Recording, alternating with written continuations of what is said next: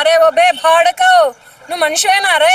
ఇవేమీ లేకుండా ఆయన వెనకమాల లేకపోయి నీకేమన్నా తొందర అయినదా రా? నీ పెళ్ళని ఎవడన్నా లేపకపోతున్నాడా, లేకపోతే నీ లవర్ని ఎవడన్నా లేపకపోతున్నాడా? వీడికి ఈ వయసుకి ఇంత హై బీపీ ఉంటే ఇంకా 4 ఏళ్ళు పోతే వాడికి పెరాలసిస్ వచ్చింది. వదలొద్దు, వాడిని వదలొద్దు. ఎక్కడన్నా దొరుకుతాడు, వాళ్ళ అయ్యను పట్టుకోండి, లేదంటే వాడి ఇంటి వాళ్ళ అమ్మని పట్టుకోండి, దొరుకుతాడు.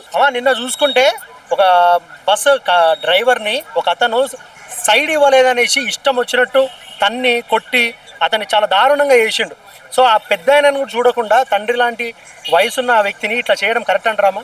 అరే ఓ బే భాడకవు, నువ్వు మనిషివేనా రే? అది చిన్న ఉన్నదే గింతంత రోడ్డు, ఆ రోడ్లో పట్టుకొని నువ్వు సైడ్ ఇవ్వలేదని కొడతావంటరా? ఆయన ఎంత పెద్ద ఆయన వయసు కన్నా మర్యాద ఇవ్వాలి, ఆయన ఆర్టీసీకి చేస్తున్న సర్వీస్ కన్నా మర్యాద ఇవ్వాలి. ఇవేమీ లేకుండా ఆయన వెనకమాల లేకపోయి నీకేమన్నా తొందర అయినదా రా? నీ పెళ్ళని ఎవడన్నా లేపకపోతున్నాడా, లేకపోతే నీ లవర్ని ఎవడన్నా లేపకపోతున్నాడని అట్లా సైడ్ ఇవ్వలేదని చెప్పేసి ఆర్టీసీ డ్రైవర్ మీద చేయి చేసుకుంటాను. అయినా గవర్నమెంట్ ఎంప్లాయీస్ మీద అసలు చేయి చేసుకోవడం కరెక్టేనా? అతను ఎంత అల్లాడుతున్నాడు, ఎంత పెద్ద వ్యక్తి అతను పట్టుకొని అట్లా కొట్టాడంటే వాడిని ఏం చేయాలి అసలు?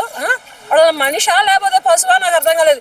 వీడికి ఈ వయసుకి ఇంత హై బీపీ ఉంటే ఇంకా 4 ఏళ్ళు పోతే వాడికి పెరాలసిస్ వచ్చింది, పక్కా వచ్చింది పెరాలసిస్. ఎందుకంటే ఇంత టెన్షన్ తీసుకొని, ఇంత మెంటల్ టెన్షన్ తీసుకున్నాడంటే వాడికి తప్పకుండా బ్రెయిన్ స్ట్రోక్ వచ్చింది. చదువుతున్నా తండ్రి లాంటి వాడు నేను చెప్పినా కూడా ఒక పక్క కాలు పెట్టి కొడుతున్నాడు వాడే మనిషి నాకు అర్థం కాలే. ఇది మాత్రం ఆర్టీసీ వాళ్ళు మొత్తం ఖండించండి, ప్లస్ పోతే పోలీస్ డిపార్ట్మెంట్ కూడా వాడి మీద యాక్షన్ తీసుకోండి. ఎక్కడున్నా కానీ వదలొద్దు, ఎతికి ఉతకండి, ఎతికి వాడిని ఉతకండి. దానికి మేము మహిళలను కూడా సపోర్ట్ ఉంటాం.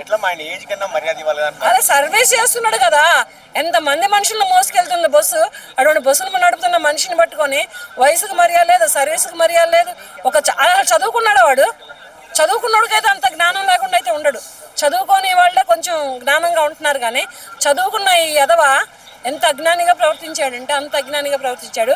అటువంటి పెద్ద మనిషిని కొట్టినందుకు నేను బాధపడుతున్నాను.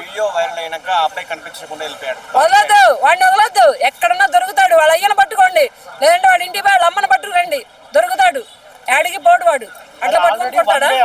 ఆ 1 వేలో కూడా ఇతను ఇప్పుడు ఎందుకంటే బస్సు చాలా పెద్దగా ఉంటుంది, 1 వేలో కూడా సైడ్ ఇవ్వాలి అనేసి అట్లా చేయడం కరెక్ట్ అంటారు. అట్లాగా అది అన్యాయం కాదా? ఆ మనిషి ఎట్లా ఉన్నాడు పాపం?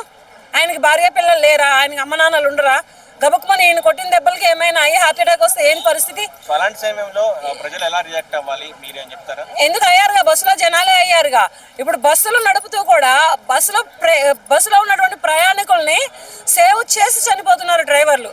బస్సు నడుపుతుండగా హార్ట్ స్ట్రోక్ వస్తే గబుక్కుమని పక్కన ఆపి గుండె పట్టుకొని చనిపోతున్నారు. అంతమందిని సేవ్ చేస్తున్నటువంటి డ్రైవర్లను పట్టుకొని అలా కొట్టడం చాలా అన్యాయము. ఇది నేను ఒక మహిళగా ఖండిస్తున్నాను, బట్ ఒక మనిషిగా కూడా ఖండిస్తున్నాను.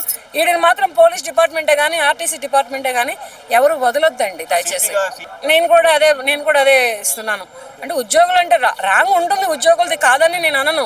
మరి అసలు తప్పు లేకుండానే కొట్టాడు కదా వీడికి ఎంత హై బీపీ ఉంటే ఇంకా 4 ఏళ్లలో వాడికి పెరాలసిస్ వచ్చింది భయ, బ్రెయిన్ స్ట్రోక్ వచ్చింది. ఏ కాళ్ళతోటైతే అతన్ని కొట్టాడు, ఏ చేతితోటైతే అంత పెద్ద మనిషిని కొట్టాడు ఆ కాళ్ళు చేతులు 2 పడిపోతాయి. ఇంకేం లేదు. వీడు స్టేషన్కి వెళ్ళడు, పోలీసులు పట్టుకోరు, వీడికి లోపల రానే వచ్చింది ఈ స్ట్రోక్. అయిపోయి ఈ టెన్షన్కే వచ్చింది వాడికి ఆ స్ట్రోక్. ఏముంది, ఏ చేత్తో కొట్టాడో, ఏ కాలుతో కొట్టాడో కాలు చేయి తీసేస్తే పని అయిపోయాయి.